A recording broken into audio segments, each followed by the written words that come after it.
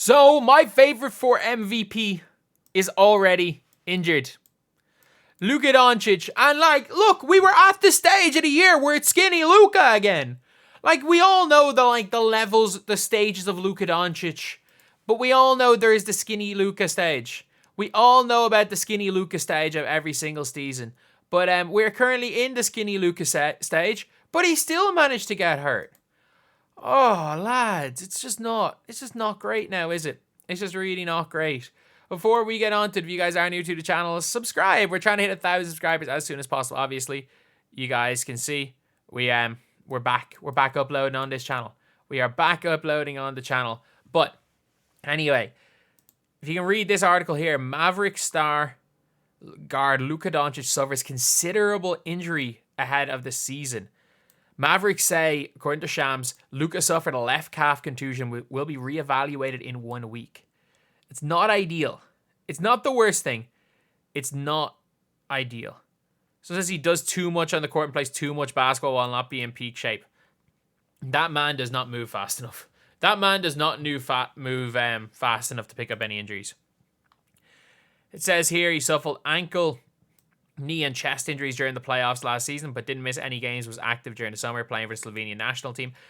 I would, if you've watched Luka Doncic play, I wouldn't necessarily call that playing. Playing is a bit of a strong word to use there. He suited up for that team.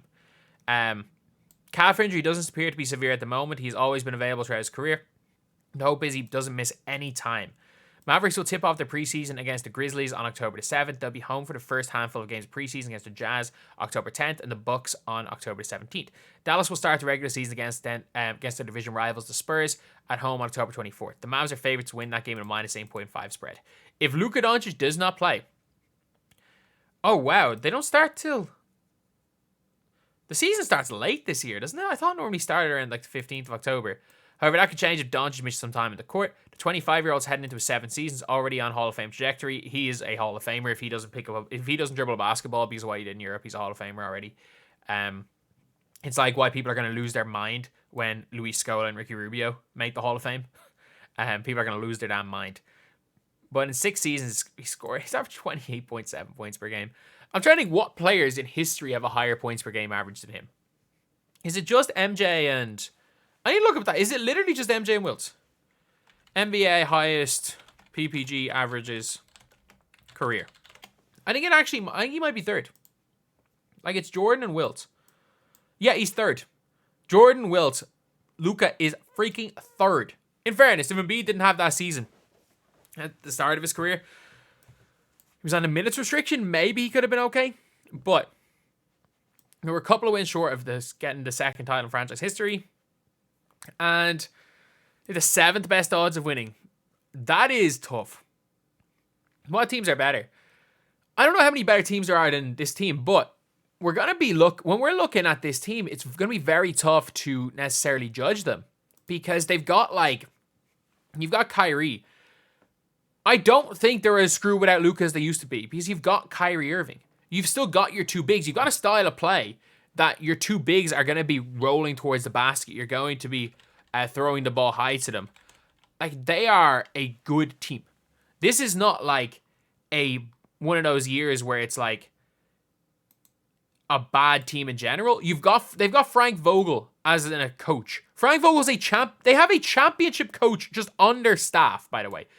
And I don't know why people don't like Frank Vogel as a coach. He's been really good throughout his career. But if you look at the team, is Dinwiddie's back? Spencer Dinwiddie's back with the Mavs. Wow. He chose to go to the Lakers instead of the Mavs last year, which is kind of... Or did he go to the Mavs last year? Either way, one of the years he chose to go to the Lakers over the Mavs, which is kind of crazy. Mainly because, I don't know, did they play at the freaking Crypto.com arena, I guess? The Lakers. But yeah, it was last year he chose to go to the Lakers over the Mavs, which is mad.